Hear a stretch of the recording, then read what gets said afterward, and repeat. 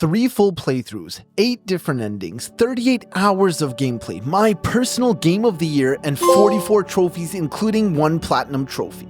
Yes, today we are tackling the Silent Hill 2 Remake Platinum Trophy, and a huge shout out to the absolute chads at the Bloober team for making this happen. There was a lot of worry around this release, as Bloober team didn't have the perfect track record, but they really locked in for this one. So let's get into it. The original Silent Hill 2 is often regarded as one of, if not the best horror game of all time. And when I played through it for the first time back in 2020, I wasn't too sure I agreed. I don't know if it was the gameplay that turned me off or that I was playing through with some friends, but in the end I think I probably just didn't really pay attention to what we were playing, and when we finished it, I thought it was cool, but not the genre-defining game that everyone kept saying it was. When the remake was finally announced, me, as a professional survival horror game lover, I was determined and excited to give it a second shot with the remake, and oh my god, was it ever worth it. Like I said at the start, this ended up being my game of the year and it wasn't even close. I picked it up as soon as I had some free time and I began my first blind playthrough of the game. I didn't look up any trophy requirements or anything like that, as I was super excited to just experience the game, and I was fine being stuck doing a bunch of extra playthroughs as I didn't want anything spoiled for my first run through. Silent Hill 2 is a 4 out of 10 difficulty on PSN profiles. It says it'll take us about a minimum of 2 playthroughs and about 25 hours to get the platinum. During our first playthrough, we should get 16 story trophies, and anything else will be a nice extra. Then we'll go ahead and do a quick mop-up of whatever we can get without having to restart the entire game, which turned out to be some extra endings and some miscellaneous trophies. After that, we'll do our New Game Plus playthrough, and at some point we'll have to get all the collectibles. So let's just get started with our first playthrough. We play as James Sunderland, who arrives in Silent Hill after receiving a letter from Mary, his wife, who passed away 3 years earlier due to a degenerative disease. In the letter, she asks him to return to their special place in Silent Hill, so off James goes. But of course, he has no idea what their special place is because... I'm kind of lost. We walk through the forest until we reach Angela, a character that we'll get to know more of later, but right now she just tells us we really shouldn't keep going into Silent Hill. Of course, we ignore her and continue on. After a quick tutorial puzzle and a quick glimpse of the past, which is one of the collectibles we'll need later on for a trophy, I just want to take a second and point out that the collectibles don't actually follow you throughout playthroughs. So unless we get every single glimpse of the past throughout this playthrough, we'll have to go and get them all again. The first trophy we're actually looking for is Enjoy Your Stay, for making your way into the town. And a couple of minutes later, we finally make our way into the town and unlock it. We look around the town a little bit, exploring, and we start to see what Angela was actually talking about. We make our way into this building, we get a weapon, a radio, and we finally get to let loose a little bit. After exploring around the roads of Silent Hill, we find ourselves in a record store. Then in Neely's bar, that we find a jukebox in, and we obviously need to get it working, but when we take a look at it, there's still a couple of buttons missing and an entire record, which means we still need to go and find more stuff. So we go find another random building, rummage through it until we get here. And as obvious as it is, we need to stick our hand into this hole. Nothing bad happens, of course, it's just kind of gross. We find exactly what we needed and we head back to the record player. Once we got there, we figured out the puzzle and were rewarded with a flashback where we figure out that obviously the special place Mary was talking about was Rosewater Park. The only way to get to Rosewater Park is actually to go through an entire apartment building because the world is full of holes in the ground. We unlock the back door to the bar, which leads us to some clothes on the floor, which opens up the loop theory that I truly believe in and is true, to be honest. And in those clothes was a key. The key leads to the Woodside Apartments, conveniently, of course, which we finally enter and we receive the Nice and Cozy trophy. Inside the apartments, the game's first big indoor area, it's pure Silent Hill gameplay and it's a doozy. First off, we find the puzzle that's going to let us out of here. Second of all, it's extremely dark and we need a flashlight. Oh, here's one sitting right beside my dead wife's favorite outfit on a mannequin. And while running away from the first enemy in the building, we actually unlock You Never Know, for trying to unlock doors 50 times. Once we return to that room and we get our fear a little bit back, we learn about how the mannequins work and how they love to hide from James in plain sight like children. After some more exploration, we meet Laura, who steps on our hand and kicks away a key we need for really no reason than just to be mean to us. We keep exploring, of course, and we find a gun sitting in a shopping cart and we're off to the races. More finding of key items in this really weird room in which the puzzle solution was actually etched onto the wall, but not until you shine your flashlight on it. So, yeah. We meet this weird guy named Eddie who's puking his guts out because he just killed someone, so we just leave him to it, and we keep figuring out the rest of the puzzles.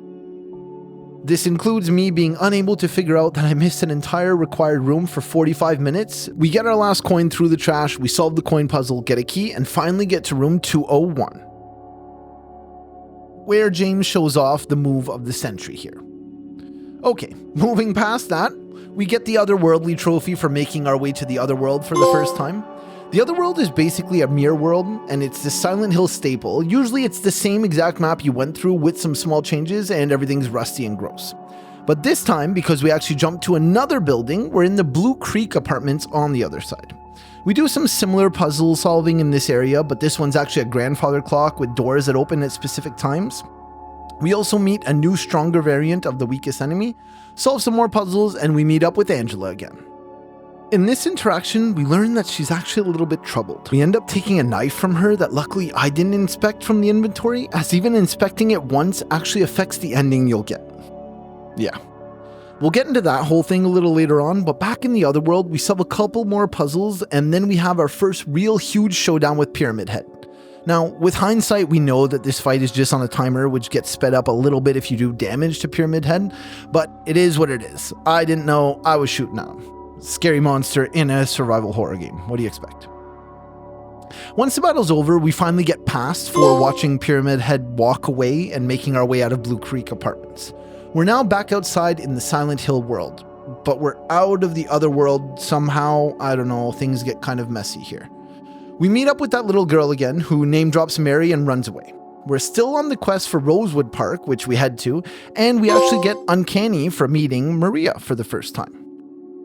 Maria is not Mary. She basically is. She's this like sexualized, non-sick version of Mary that James kind of has always wished she was. But James, being an absolute gentleman, refuses to give her the time of day. I do not have time for you! After a bit of a chat, Maria says she actually knows where the special place that James is looking for is, and we head off that way. Throughout this whole time, I've been kind of working on the blunt force trauma trophy for like a little while, to be honest. It's for killing 75 enemies with melee weapons, and we finally get it here. Maria ends up bringing us through this like sad motel straight to a strip club. She's actually even about to dance on stage until she kind of senses James isn't down for it, and then she laughs it off like it was just a joke. She then straight up guilts James into hanging out at the strip club for a while. Once we finally leave, I'm unable to stop myself from looting everything in sight, and we end up getting shattered for destroying 50 windows. Maria tells us that she actually thinks the special place is in this garden, where she tells us this story about a guy and a girl. Anyways, we hear a scream from a nearby theater, which could obviously be the real Mary, so we stop everything we're doing and run over. Once we explore the theater a little bit, we find Eddie eating ice cream with his bare hands and the girl Laura. We end up chasing her into a nearby hospital, which grants us admitted for entering the new area. The hospital is the next big indoor level in the Silent Hill 2 remake, and it's probably my second favorite level in the game. Admittedly, it's very similar to the apartments, where you're just moving from key item to key item, but this time Maria tells us she's not feeling well, wants to make a little bit of progress, and takes a nap in this beautiful hospital room. You then meet the newest enemy in Silent Hill, the bubblehead nurse demon lady, and you continue onwards. You also get a shotgun. Okay. Now we have the shotgun. And solve some more puzzles before you get another glimpse of Laura, who you continuously chase the whole time until this beautiful scene. Afterwards, Laura finally ends up locking you in a room and running away. Of course, you turn around and there's a boss in the room. Jesus. Once you finally beat the boss, you get a trophy for your troubles, Nightmare Fuel. And then you get to enter the beautiful Otherworld Hospital, which is way grosser than the already gross abandoned hospital. So you make your way around this one until you find a lockbox. This lockbox has 3 different locks on it, and there's 3 separate doors in different areas to visit that are conveniently open right beside it. Keep an eye on this, because you'll see this exact same game design later on. You make your way through each of the separate doors looking for the code or the key that's required to progress. You also meet a new, even tougher variant of the nurses. Finally, you open the box and it's empty, but a cloth that was actually hanging behind you the whole time falls down, revealing yet another locked door in the form of a statue.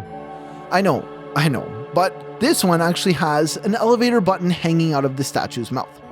So we take that to the elevator and we wait through this quiz game. What was the name of the other victim? Only for James to reunite with Maria. Anyway, I'm glad you're alive. Anyway? What do you mean, anyway? Maria helps us find the last ring that's actually needed to progress behind the door, so we eventually find it in a chest freezer and we go back and open the door, which leads to this beautiful chase section in which Pyramid Head finally gets his way. Once we wake up, we get the Alone Again trophy. We sad walk around the entrance of the hospital with this beautiful song playing, and we see Laura running up the street, so we give chase. She eventually leads us to a long tunnel, which lets us get back into the area of the town we were in earlier with Neely's bar. Following another weird letter we found at a payphone, we know we need to go to the park now, where we also run into Angela, who seems to be doing even worse. We find a key to the Historical Society and head over there. I actually got lucky and decided to revisit the motel from earlier and unlocked a trophy for looking at this drawing on the wall. All seems in order. Next up, we decide to visit the Bolorama here, and on the way we get lucky with another optional area visited, and we get leftovers for looking at a pizza here. This is a reference to the original Silent Hill 2. This town is full of monsters. How can you sit there and eat pizza?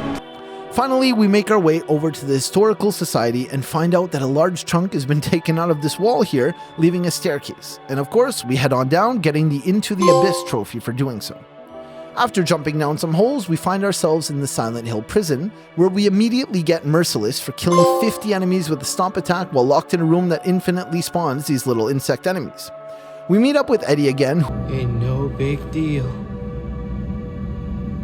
Just put the gun to their head. Who also just killed someone else, and he's looking kind of crazier and crazier. The prison is the next large level area per se, giving us more puzzles, some mapping, one overarching weight puzzle, which was actually pretty fun to figure out, a new enemy variant, it's the spider mannequin things, and even the rifle. Finally, once you've figured out all the puzzles and everything, you find yourself in Angela's childhood home, or I guess Silent Hill's version of it.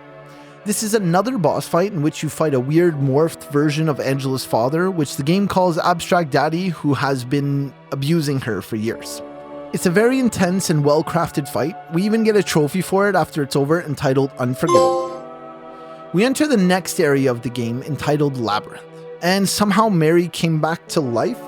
She's in this prison cell, and she seems to be having a grand old time just humming away and gaslighting us that she never died.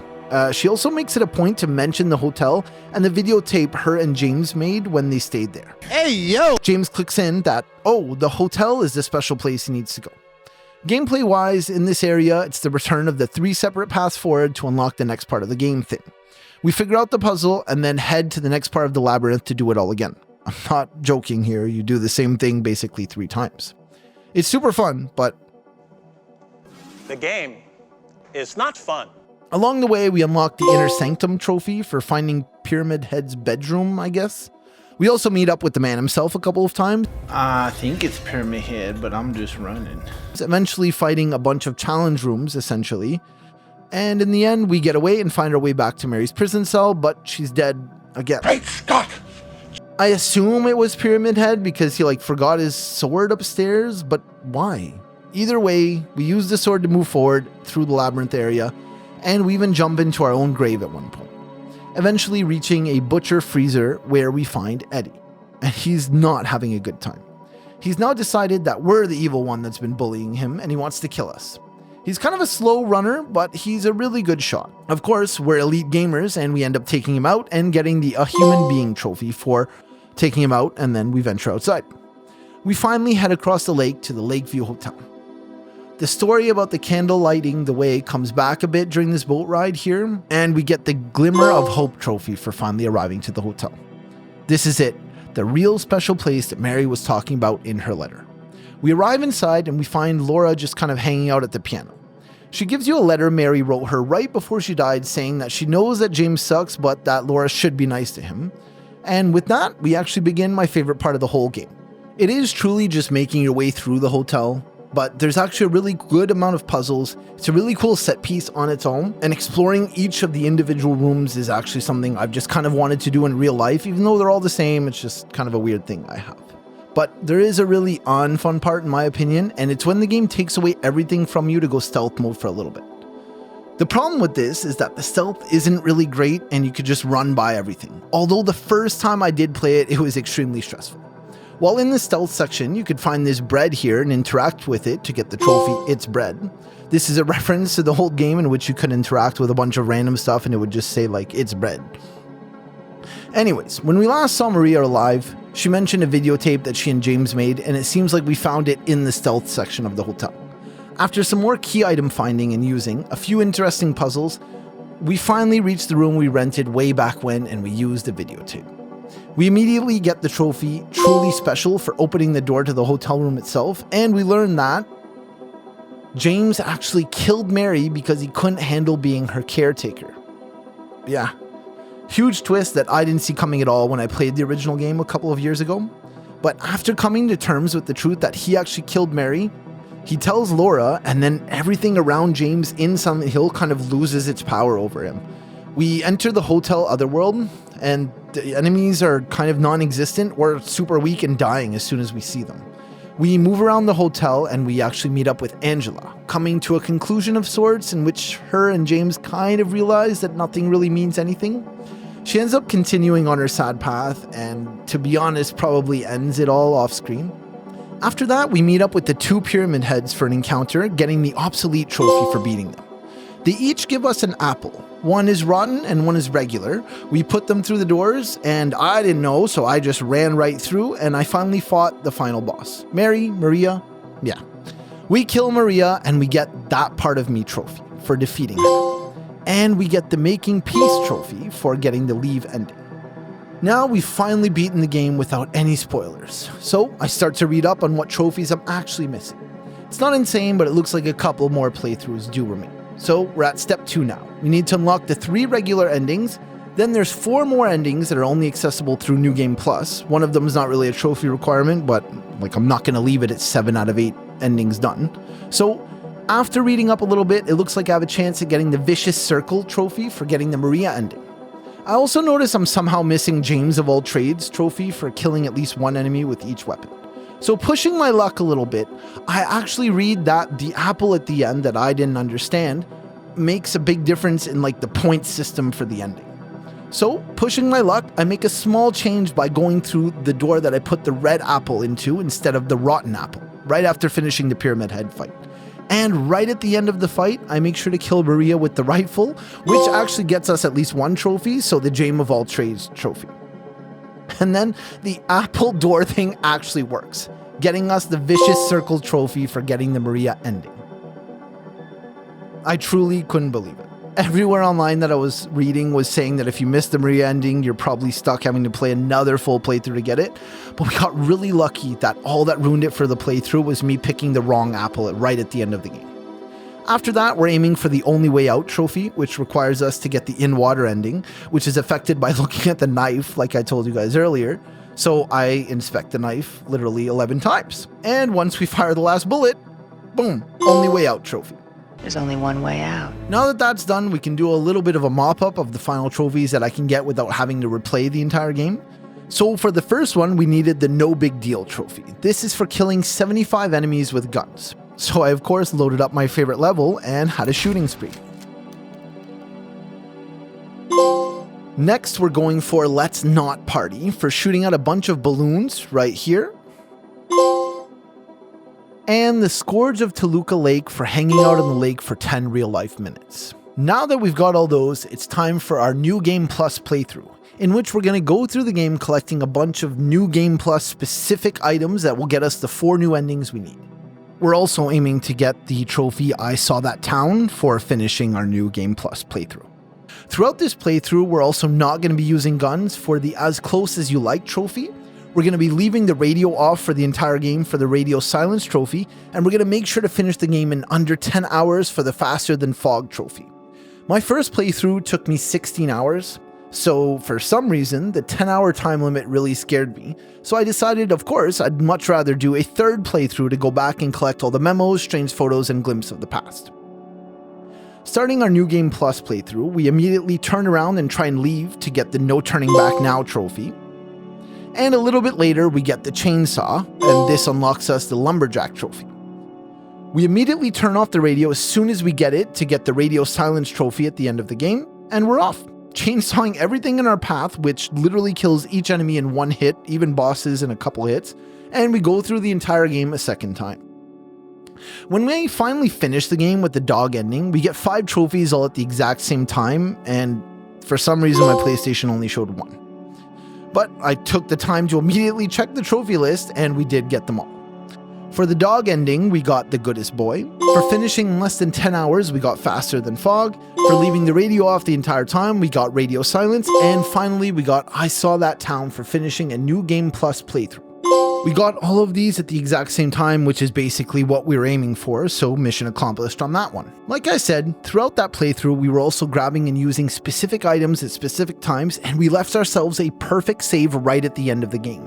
Huge thank you to the Power Picks guide for this, and doing this made it really easy to unlock the UFO ending, the Rebirth ending, and the Stillness endings, which got us the trophies, the tinfoil hat, Party Like It's 2001, and Defy Even Death trophies. Finally, we have our Collectibles playthrough, which I won't bore you by making you watch it all again, but I had a lot of fun with. The game has 3 different types of collectibles. So first up are the memos, which most of the times are pieces of paper.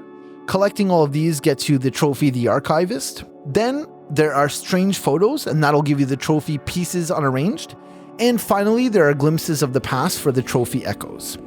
The glimpses of the past are actually one of the coolest things in the whole game, in my opinion. They're basically little continuity nods to the original game from 2001. The really memorable one for most people will be right at the start of the game, where in the 2001 version, you actually go straight through here and get a piece of wood and fight your first enemy. But in the remake, you actually turn right and continue a long time before you find your first enemy. But the experienced players would actually run right there immediately because they feel like they know what it is. And the game actually acknowledges that by giving a little collectible for it. So I thought that was really cool. Anyways, we're off going through the game a third time, getting all of these things. Yes, I basically used a guide the entire time. And finally, near the end of the game, we start unlocking the trophies. So we got Echoes for seeing all of the glimpses of the past, Archivist for the final memo, and finally Pieces Unarranged right before the final boss of the game. And with that, the You Made Me Happy Platinum. You're goddamn right. All in all, Silent Hill 2 is a classic, and I think Bloober team outdid themselves on this one. In my opinion, this might be one of the best remakes of all time, and the Platinum journey just encourages more playthroughs of an amazing game. It took what, in my opinion, had become an inaccessible game to newer audiences and brought it to 2024 while retaining most of what made the original what it was. It also really encourages you to delve deep into the lore, the past game, and this one together. Piecing together the mysteries of Silent Hill is something that the old fans have been doing for over 20 years, and the mystery continues with a whole new audience this time. I'd recommend not only the Silent Hill 2 remake to anyone, but even the Platinum Trophy journey. Thanks for sticking around till the end, and we'll see you next time.